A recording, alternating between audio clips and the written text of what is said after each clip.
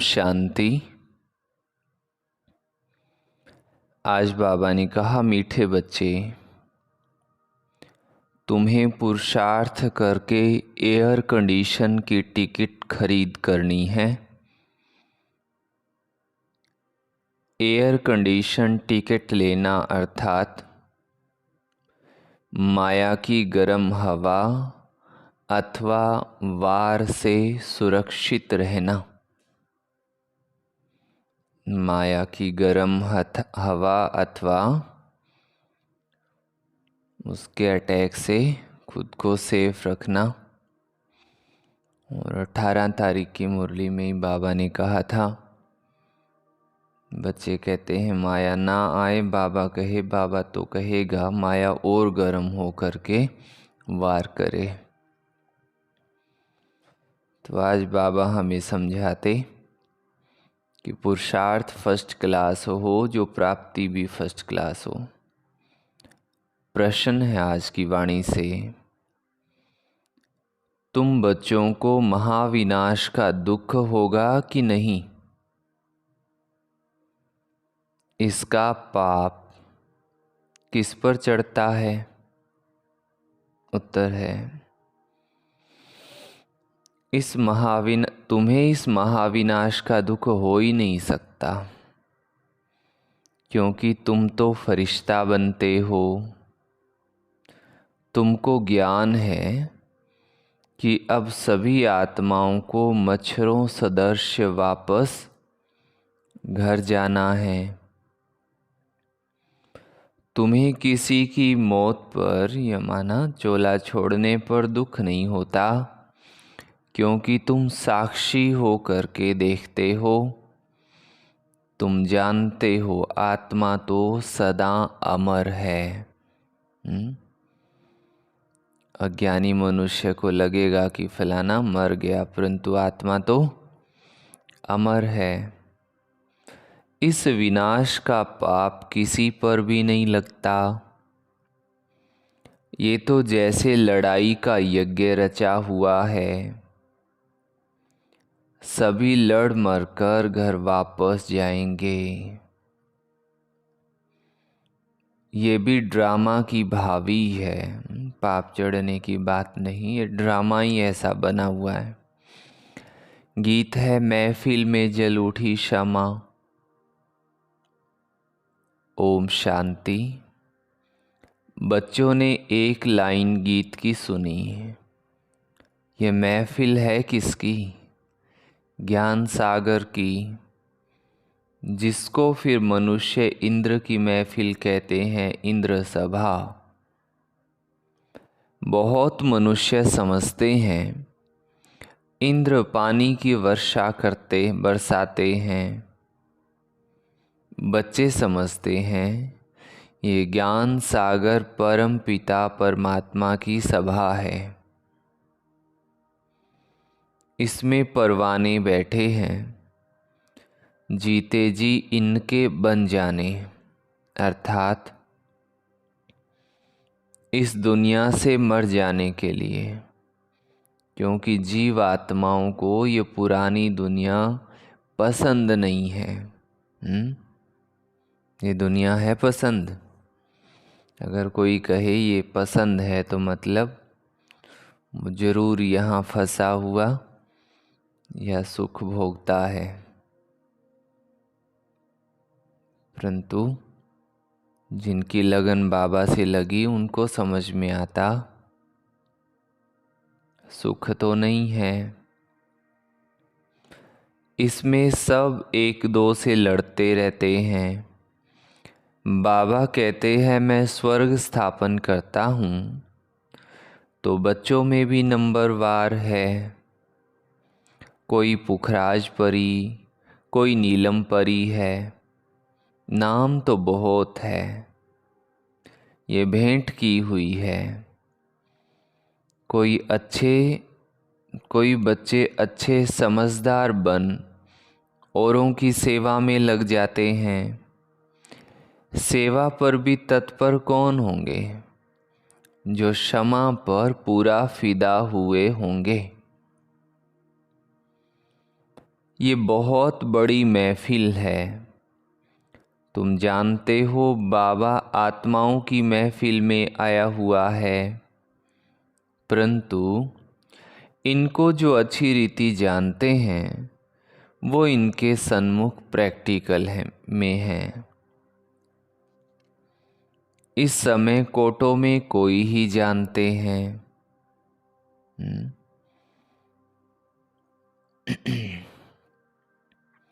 परंतु जो इनको अच्छी रीति जानते हैं वो इनके प्रैक्टिकल सन्मुख है। जो परवाने हैं वही जानेंगे, जो फिदा हो जाते हैं, बाबा के बन जाते हैं। ये तो समझाया गया है। ये है जीते जी मरना। बाबा मैं आपका हूँ बस। पहले हम आपके पास अशरीरी रहते हैं, फिर यहाँ आकर शरीर लेते हैं। बच्चों को जो भी ज्ञान मिलता है ये और कोई दे नहीं सकता, क्योंकि बाप को नहीं जानते हैं। बच्चों को जो भी ज्ञान मिलता है ये और कोई दे नहीं सकता, क्योंकि बाप को ही नहीं जानते हैं। तुम बच्चों को परम पिता परमात्मा आकर पढ़ाते हैं। गाया हुआ है, सभी वेद शास्त्र आदि गीता के पत्ते हैं।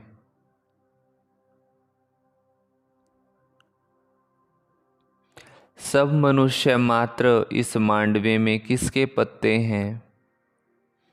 इस देवी देवता धर्म से ही सब निकले हैं। इसलिए तुम झाड़ के चित्र में देखेंगे कि शुरू में पत्ते नहीं है, तना दिखाते हैं ना सतयुग त्रेता। पत्ते बाद में ही निकलते हैं, तो उन्हों को ऊपर दिखाया हुआ है। फाउंडेशन देवी देवता धर्म का है। पहले थुर होता है, उनसे टाल टालियाँ निकलती है, फिर पत्ते। बच्चों की बुद्धि में है कि ये विराट मनुष्य सृष्टि के धर्मों का झाड़ है। आजकल की गवर्नमेंट धर्म को नहीं मानती है, वो सब कोई शरण देते हैं, संविधान को माना जाता है।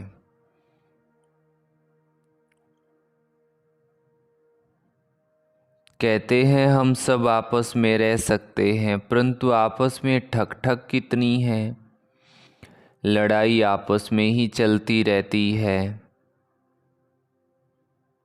जैसे लड़ाई का यज्ञ रचा हुआ है, कहाँ न कहाँ लड़ते झगड़ते रहते हैं। ये भी ड्रामा में नूंद है। युक्ति ऐसी करते हैं कि आपस में लड़ मरें। आगे हिंदुस्तान पाकिस्तान अलग अलग थोड़े ही था, सब इकट्ठे थे, गवर्नमेंट भी मजबूत थी। आपस में कोई लड़ नहीं सकते थे, क्योंकि ऊपर में बड़े बड़े नवाब होते थे, राजा होते थे, एकदम त्यागी तपस्वी राजा होते थे। अभी सुनने में ऐसा आता है कि राजाओं के लिए जो जो हम हिस्ट्री पढ़ रहे हैं वो तो ब्रिटिश गवर्नमेंट ने ऐसे गड़बड़ हिस्ट्री रख दी लिख करके। परंतु जैसा चित्र राजा महाराजाओं का हमारे सामने है वो उससे कहीं ज़्यादा त्यागी और तपस्वी राजा थे। जैसे अब सारी तो जैसा राजा होगा वैसा प्रजा। जैसे अब सारी दुनिया के लिए यूएन आदि बड़ी बड़ी कमेटी है, यूनाइटेड नेशन, परंतु इन सब के लिए धनी धोरी तो कोई है नहीं। दो टुकड़े हो गए हैं, दुख वृद्धि को पाता ही रहता है, एक दो को मारते ही रहते हैं। ड्रामा में देखो कैसा राज है। एक दो से लड़ेंगे तो बाप पर थोड़ा ही पाप लगेगा। हम साक्षी हो, देखते हैं। तुम जानते हो सब लड़कर ख़त्म ही हो जाने वाले हैं। कोई बड़ा आदमी मर जाता तो 8-10 रोज उसके लिए थोड़ा बहुत कार्यक्रम चलता, छुट्टी आदि भी करते हैं, तुम्हारे लिए तो कुछ नहीं है। तुम तो फरिश्ते बन रहे हो।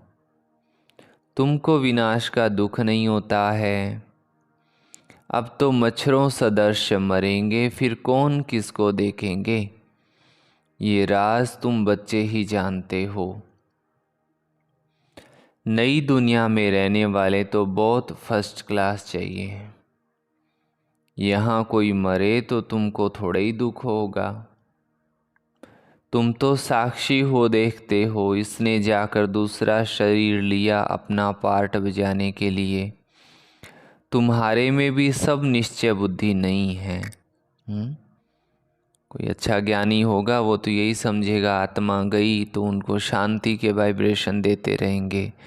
तो जिनको ज्ञान समझ में कम रहता है वो फिर रोना पीटना करते हैं।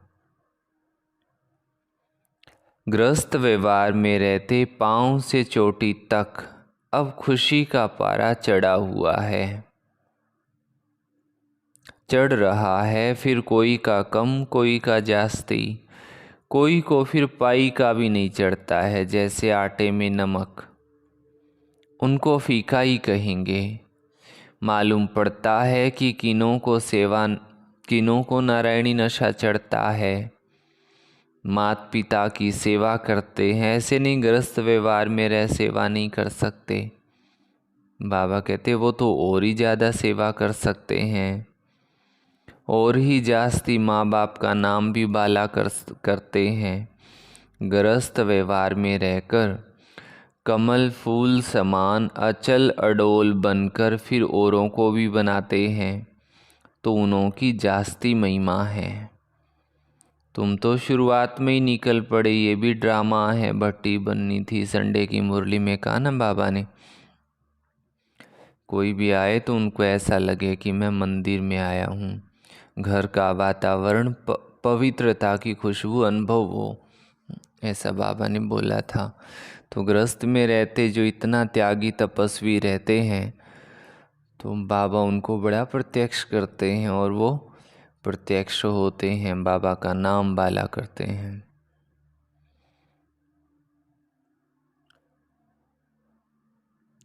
भट्टी बननी थी, उनमें से भी कोई कच्ची ईंट निकली, कोई पक्की भी निकली। ICS के इम्तहान में सब थोड़े ही पास होते हैं, क्योंकि गवर्नमेंट को बहुत पगार देना पड़ता है। यहाँ भी ऐसे है, बड़ी जायदाद देनी पड़ती है। मुख्य 8 ही पास होते हैं। फिर 108 की माला बनती है। पुरुषार्थ करके ऊंचा पद पाना है, रिजर्व कराया जाता है। आज कौन से सीट की बात हो रही है? फर्स्ट क्लास एयर कंडीशन में कभी गर्म हवा नहीं लगेगी। तुमको कोई भी इस दुनिया की गर्म हवा अथवा माया का वार ना लगे, इतना मजबूत होना चाहिए। 8 तो बिल्कुल फर्स्ट क्लास है, फिर 108 है। नाम भी है महारथी, घोड़े सवार, प्यादे। हर एक समझ सकते हैं कि हम कौन सी टिकट खरीद कर रहे हैं। हर एक को टिकट लेनी है। पुरुष को अपनी, स्त्री को अपनी टिकट लेनी है। स्त्री को ज़्यादा चांस होता है, क्योंकि पुरुष जो करते हैं तो उसका आधा हिस्सा स्त्री को मिल जाता है। स्त्री जो सौदा करती है वो कुछ भी देती है तो उसका हिस्सा पति को नहीं मिलता है, क्योंकि पुरुष तो रचयिता है। पैसे उनके हाथ में रहते हैं, वो जो करेगा उसका हिस्सा स्त्री को मिल जाता है। स्वर्ग में तो दोनों मालिक रहते हैं। बच्चा एक होता है, वर्षा भी वो पाता है। कन्या भी अपना हिस्सा कायदे अनुसार ले लेती है। कल अब पहले जो कायदा चला है वही चलेगा। वहाँ की रस्म रिवाज का ख्याल नहीं करना चाहिए। बाबा ने बहुत तो साक्षात्कार करा दिया है, कैसे राजधानी ट्रांसफ़र होती है, यहाँ ट्रांसफ़र होती है तो ब्राह्मण गुरु आदि को बुलाया जाता है, गद्दी एक दूसरे को सौंपते हैं। तो आगे की रस्म रिवाज बहुत अच्छी थी। जब वानप्रस्थ लेते थे तो बच्चों को बड़े प्रेम से गद्दी पर बिठाते थे कि अब तुम कारोबार संभालो। अभी तो बिल्कुल बूढ़े हो जाते हैं तो भी छोड़ते नहीं हैं।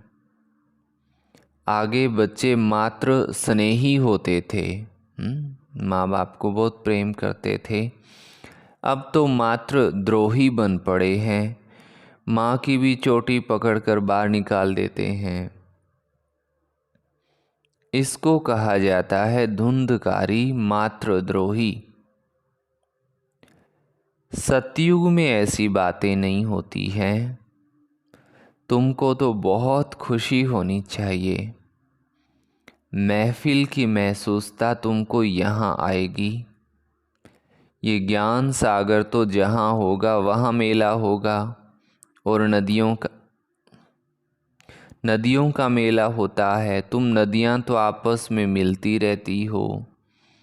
ये तो है ज्ञान सागर और नदियों का मेला। ये है जगदम्बा सरस्वती, उनका भी नाम बाला है। माँ के पास भी कितने मिलने आते थे, क्योंकि उनकी मुरली बहुत अच्छी थी। बच्चियाँ भी महसूस करती है कि मम्मा की मुरली अच्छी खींचती थी।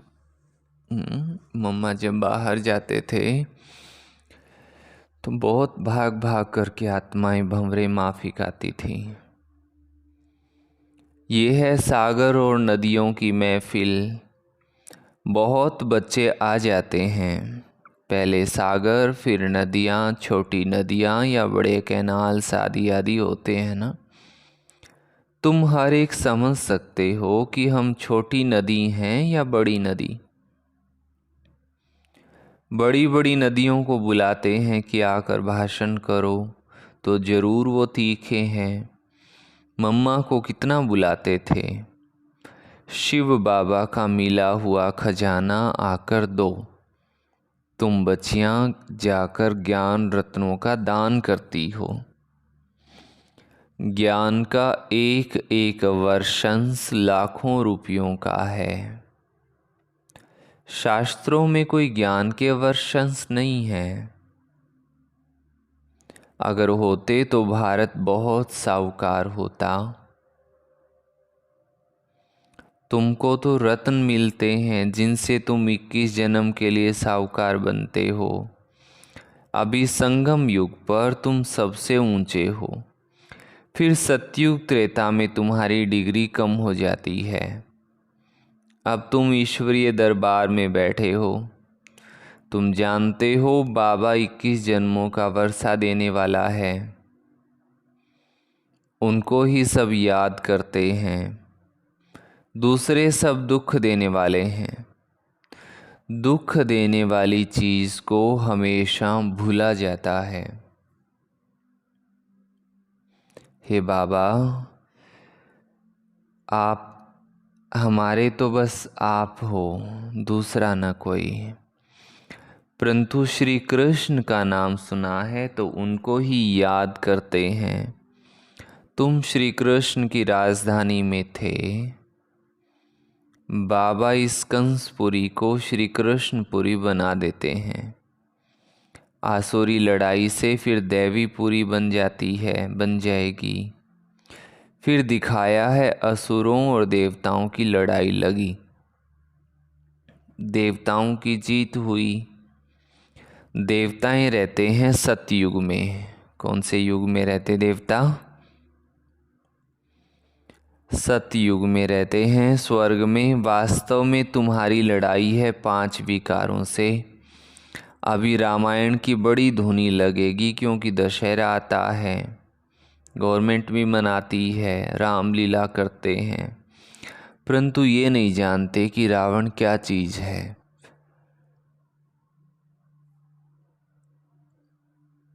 कई बच्चे कहते हैं निष्ठा में बिठाओ। वास्तव में याद तो चलते फिरते करना है, परंतु जो सारे दिन में याद नहीं करते उनको बिठाया जाता है कि यहाँ बैठने से कुछ न कुछ याद करें। बहुत हैं जो सेवा केंद्र में जब जाते हैं तो याद में रहते हैं और घर में गए तो खलास। याद करने की प्रैक्टिस नहीं है। बुद्धि और तरफ भटकती रहती है। बच्चों को समझाया गया है कि आत्मा बिंदी है, स्टार है जिसको बिंदी कहते। सितारे में तो स्टार में तो ऐसे कोने होते हैं, बिंदी में नहीं होते हैं। स्टार तो चमकता, ऐसे उसकी रेजेज निकलती, लाइट निकलती, परंतु बिंदी तो बिंदी है। बिंदी रूप आत्मा में ज्ञान की चमक है। आत्मा बिंदी में सारा पार्ट है। बाबा कहते हैं मुझ बिंदी में ये पार्ट है जो मैं भक्ति मार्ग में बजाता हूँ। तुम बच्चों का सबसे जास्ती पार्ट है, क्योंकि तुम ऑलराउंड चक्र लगाते हो। तो चक्रवर्ती राजा भी तुम बनेंगे। दुख हो चाहे सुख हो, तुम ही पाते हो। मेरा पार्ट तुम्हारे जितना नहीं है।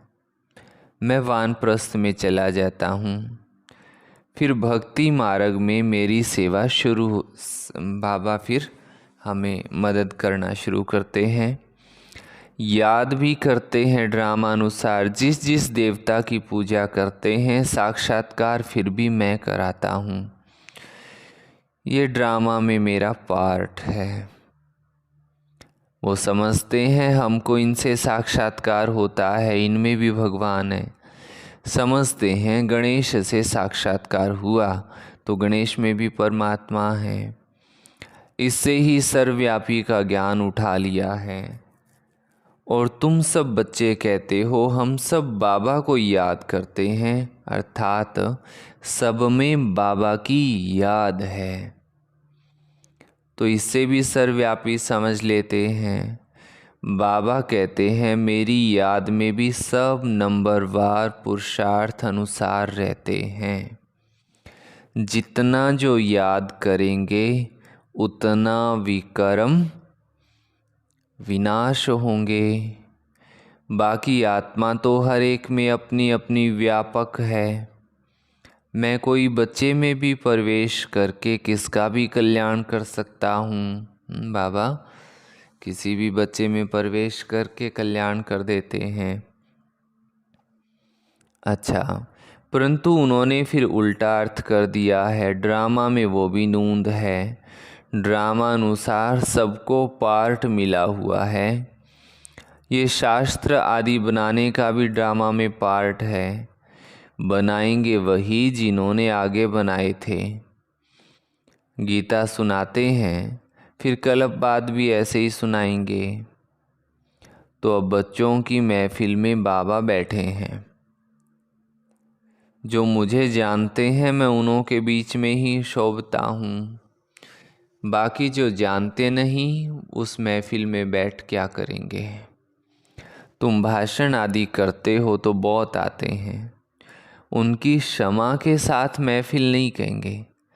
क्षमा के साथ महफिल तो यहाँ है मधुबन में। कोई फिदा होते हैं, फिर और तरफ बुद्धि योग चला जाता है। जब तक संपूर्ण बने बुद्धि जाती है। कर्मातीत अवस्था, संपूर्ण निर्विकारी अवस्था कभी नहीं कह सकते हैं। वो अंत में होगी। फिर ये पुराना शरीर छूट जाएगा। ये पुरानी खाल है। आत्मा इन पुरानी कर्मेंद्रियों से काम लेती है। अच्छा, मीठे मीठे सिकी लधे बच्चों प्रति माता पिता बाप दादा का याद प्यार और गुड मॉर्निंग। रूहानी बाप की रूहानी बच्चों को नमस्ते। हम रूहानी बच्चों की रूहानी माता पिता बाप दादा का याद प्यार गुड मॉर्निंग और नमस्ते। धारणा के लिए मुख्य सार का पहला पॉइंट है, शिव बाबा से मिला हुआ खजाना सभी को बांटना है। जो बाबा से खजाना मिला वो सबको बांटना है। अविनाशी ज्ञान रत्नों का दान करके 21 जन्मों के लिए साहूकार बनना है। बात कहने में 21 जन्मों की आती, परंतु पूरा ही कल्प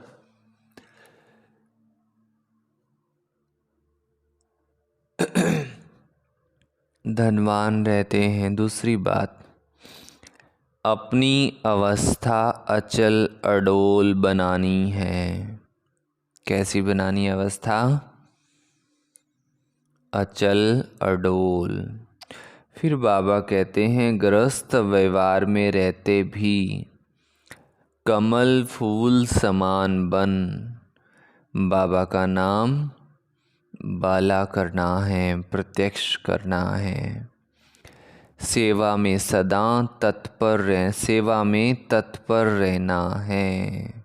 ऐसा नहीं कोई भी सेवा दें तो सामने से जवाब मिले, दीदी आज फलाना काम है, बाद में कभी टाइम निकालेंगे, ऐसा नहीं। वरदान दिया बाबा ने, संगम युग के इस नए युग में हर सेकंड नवीनता का अनुभव करने वाले फास्ट पुरुषार्थी भव। संगम युग पर सब कुछ नया हो जाता है, इसलिए इसे नया युग भी कहते हैं। यहाँ उठना भी नया, बोलना भी नया, चलना भी नया। नया अर्थात अलौकिक। स्मृति में भी नवीनता आ गई। पहले तो सारा दिन नकारात्मक व्यर्थ बातें सोचते थे और अब ये पता चल गया कि सोचना क्या है, सकारात्मक बातें, समर्थ बातें। बातें भी नई, मिलना भी नया, देखना भी नया। देखेंगे तो आत्मा, आत्मा को देखेंगे, शरीर को नहीं। दादी जानकी जी कहते थे, तीसरी आँख से देखो दुनिया कितनी सुंदर दिखाई देती है। तीसरी आँख माना ज्ञान का चक्षु, ज्ञान का नेत्र। भाई भाई की दृष्टि से संपर्क में आएंगे, दैहिक संबंध से नहीं। ऐसे हर सेकंड अपने में नवीनता का अनुभव करना। जो एक सेकंड पहले अवस्था थी वो दूसरे सेकंड नहीं, उससे आगे हो, इसको ही फास्ट पुरुषार्थी कहा जाता है।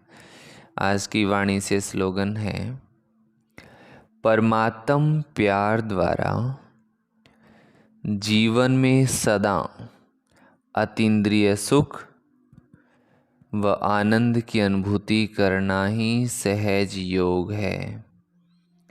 परमात्म प्यार द्वारा जीवन में सदा अतीन्द्रिय सुख व आनंद की अनुभूति करना ही सहज योग है। अच्छा, ओम शांति। ये थी बाबा की आज की मुरली। आज का स्वमान है, मैं साक्षी दृष्टा आत्मा हूँ। मैं साक्षी दृष्टा आत्मा हूँ। तो होमवर्क क्या है? पूरा दिन कर्म तो करते रहना है, परंतु साक्षी अवस्था बनाए रखना। किसी के भी काम में क्यों, क्या, कैसे, वैसे ना देखना ना करना। अपने काम से काम। किसी ने कहा इस दुनिया में और कोई काम मुश्किल नहीं है, एक ही काम मुश्किल है। कहते कौन सा काम? कहते वो है अपने काम से काम रखना। नहीं तो ताका झांकी बहुत होती रहती है। तो और किसी को देखना नहीं। देखना नहीं मीन्स ये नहीं कि जो मर्जी होता रहे, परंतु जिस चीज़ से मेरा कोई वास्ता नहीं, सर्वप्रथम तो यही बात है। जिससे मुझे कोई लेना देना नहीं, मुझे उसको देखना नहीं, सोचना नहीं, बोलना नहीं। मुझे जो करने का है उसके ऊपर मेरा ध्यान हो, बस। और ऐसा ही नहीं सब मुझे ही करना पड़ता है। बाबा ने मुरली में कहा था, बच्चे गृहस्थी बन जाते हैं। जबकि जिम्मेवारी सब बाबा की है, तो तुम तो निमित्त हो।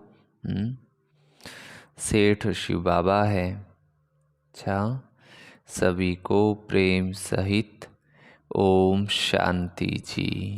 कमेंट बॉक्स में भी सभी ओम शांति जरूर लिखना, ओम शांति जी जरूर लिखना। ओम शांति।